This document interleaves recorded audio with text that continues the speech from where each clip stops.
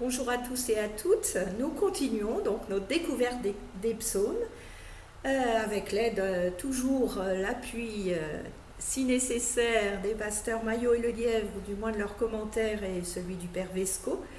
Et c'est aujourd'hui le psaume 49 que je vous propose, 48 dans la numérotation catholique. Je vous laisse donc lire ce psaume. Ce psaume est le poème instructif que le psaume 47 annonçait. Il s'adresse à tous les peuples et vient préciser la finale du psaume 48. Lui nous conduira jusqu'à la mort. C'est une méditation sapientielle, une méditation de sagesse, proche de Job et de Qoéleth, ces livres de sagesse que nous avons dans notre Premier Testament, qui tente de résoudre l'énigme que pose le bonheur des impies et le malheur des justes, ainsi que la question de la mort. Alors, voyez, 3 fois rien, des questions que nous pouvons nous-mêmes peut-être encore nous poser, même si nous utilisons peut-être d'autres terminologies. On va difficilement qualifier les gens d'impies. En tout cas, c'est un vaste problème qui pose une question universelle, et c'est donc à tous les peuples que le poète s'adresse, et il commence sur un ton très solennel. Le verset 5 nous signale que ce n'est pas une simple leçon que le sage va donner, mais c'est sous la forme d'un chant. Alors le peuple d'Israël, en effet, n'exprime pas sa foi d'abord avec la raison et la logique abstraite. Il a recours à l'histoire, à l'aphorisme, et comme ici à la poésie, au chant. Mais ne dit-on pas que chanter, c'est prier 2 fois? Donc voilà, et le chant en plus aide à mémoriser aussi. Donc tout ça concourt à ce que ça reste dans la tête de ceux qui écoutent. La sagesse du peuple d'Israël s'exprime donc souvent sous forme de paraboles ou de proverbes ou sur la base de comparaisons. D'ailleurs, le verbe utilisé ici par 2 fois dans ce qu'on pourrait appeler un refrain est traduit par « est semblable à » signifie comparer, et le nom dérivé se traduit par allégorie, parabole, proverbe, fable. Jésus, dans son ministère, s'adressera à des gens nourris de cette culture-là, et il utilisera lui aussi ces procédés pédagogiques. La question posée est donc ici celle des riches, qui sont aussi les persécuteurs, les injustes. C'est une question qui préoccupe fort les Israélites, parce qu'on ne peut que constater que malgré la promesse de Dieu, le riche ou l'impie peut tout à fait prospérer, alors même que le juste est dans le malheur. Le premier volet de la réponse est celui-là. Le psalmiste déclare qu'il n'y a rien à craindre d'eux. Les impies, les persécuteurs, ils ne sont pas immortels et ils disparaîtront donc.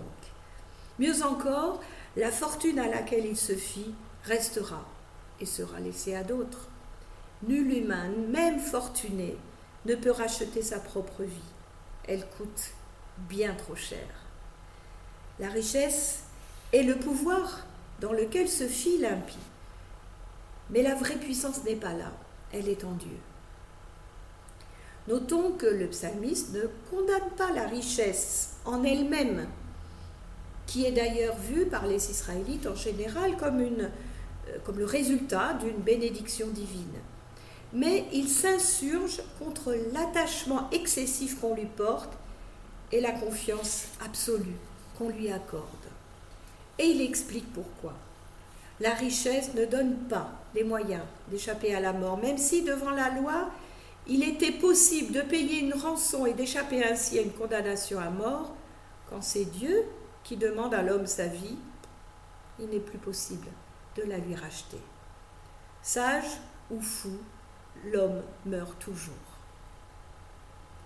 La fortune de l'homme s'avère impuissante devant la mort. Voilà une donnée à laquelle la pandémie que le monde traverse nous a rendus particulièrement sensibles. Tout le monde peut être touché. Le riche ici est déclaré fou et stupide. Le fou s'oppose au sage. Quant au stupide, Il s'agit de quelqu'un qui ne comprend pas, qui est proche des bêtes, si tant est que les bêtes ne comprennent effectivement rien, mais ça, c'est un tout autre débat. Si l'on pense chez Jésus à la parabole dans l'évangile de Luc du riche et du pauvre Lazare, on peut se dire que ce riche, s'il n'est même pas nommé, contrairement à Lazare, c'est justement que sa richesse lui a ôté toute son humanité. Le riche a gagné de l'argent, mais il y a perdu son nom, sa personne, son identité, sa personnalité peut-être. On peut dire que la fortune ôte à l'homme son intelligence et le rend semblable à un animal. Nous pensons à ces milliards, détenus par certains, dont nous savons bien qu'ils ne les emmèneront pas dans leur tombe. Des milliards qui pourraient très utilement lutter contre la faim dans le monde et contre les injustices. On comprend bien alors de quoi il en retourne, et le monde, hélas, ne change pas. Le tombeau est éternel, les noms mis sur les sols et les propriétés des riches se perdront. La vraie maison où les riches passeront la nuit est leur tombeau, et cette nuit est éternelle. Au dérisoire et éphémère pouvoir de l'argent est opposée la permanente puissance de la mort, où apparaît la vérité. La fin des riches n'est pas différente de celle des bêtes qu'on abat, c'est là le sort commun. Et nul, nous l'avons dit, n'emporte ses richesses dans la tombe. Le verset 15 est à mettre en comparaison avec le psaume 23. Ici, le berger n'est pas le Seigneur, mais la mort elle-même. Et le shéol est bien éloigné des verts pâturages et des eaux paisibles. C'est à ce moment-là que le sort diffère entre les justes et les impies. Tandis que ces derniers resteront au shéol, gardés par la mort, Dieu viendra délivrer les justes, il les enlèvera du shéol.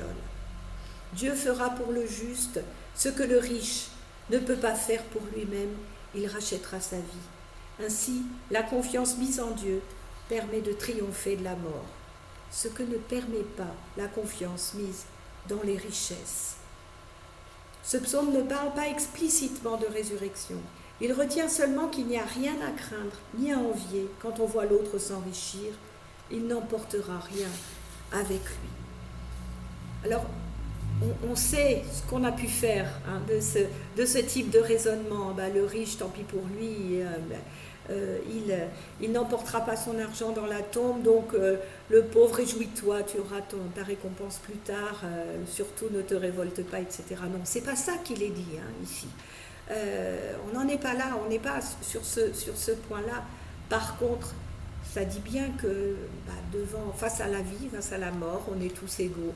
Et donc, voilà. Mais ça n'empêche pas de se révolter au sens violent du terme, mais d'agir en tout cas pour éviter les injustices. Revenons à notre psaume. Donc au final, le refrain est repris, légèrement modifié. On y évoque la non-intelligence du riche. Or, l'intelligence pour les Israélites n'est pas une capacité mentale particulière, elle est placée dans le cœur. C'est elle qui permet de discerner entre le bien et le mal. Vous voyez, c'est à un autre niveau, c'est pas seulement cérébral. Ainsi, le psaume 49 a démontré que les impies, contrairement aux apparences parfois, ne sont pas invulnérables. Ils seront à leur tour frappés et anéantis définitivement, alors que les justes, ceux qui se confient en Dieu, qui occupent leur cœur à discerner les commandements de Dieu, ceux-là connaîtront au-delà de la mort un sort bien différent. Il n'y a donc rien à craindre des ennemis, même s'ils paraissent si florissants. Ce psaume est le dernier du premier recueil des fils de Corée. Comme le psaume 88, dernier du deuxième recueil des fils de Corée, il se pose la question de la mort et du shéol. La question qui n'a cessé de préoccuper l'humanité depuis la nuit des temps. La libération qui est annoncée là dépasse tout ce qui était demandé au psaume 42 et 43. Il annonce que le shéol et les forces de mort seront un jour définitivement vaincus. Alors tout cela a pour nous déjà chrétiens un parfum d'évangile. Mais il est bon d'entendre que le Premier Testament avait déjà compris cela, même s'il faut encore la venue du Christ, sa mort et sa résurrection pour que cette proclamation éclate.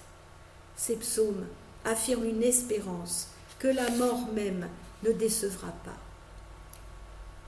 C'est tout le cheminement méditatif que nous pouvons faire en cette période troublée, troublante, dans ce contexte plein de désespérance dans lequel nous vivons. Une dernière pensée me vient avant de conclure. Ce psaume attire notre attention sur le prix de la vie, si chère qu'elle ne se rachète pas. En avons-nous conscience? Quel prix accordons-nous à notre vie et à celle de celles et ceux qui nous entourent ou les plus lointains? Une question qui reste sans doute à méditer en cette période où les précautions sanitaires que nous devons prendre ne protègent pas que nous-mêmes, mais sont là pour aussi protéger les autres, les plus faibles. Et c'est une question que nous pouvons remettre sans arrêt en chantier quand nous pensons à celles et ceux qui se noient en Méditerranée pour tenter d'avoir une vie meilleure et qui la perdent en route, pas seulement en mer, mais bien avant même sur leur trajet. Enfin, toutes ces questions, quel est le prix de la vie humaine et pas seulement la mienne? Voilà, je vous invite à méditer cela et je vous donne rendez-vous pour une prochaine fois quand vous le désirerez.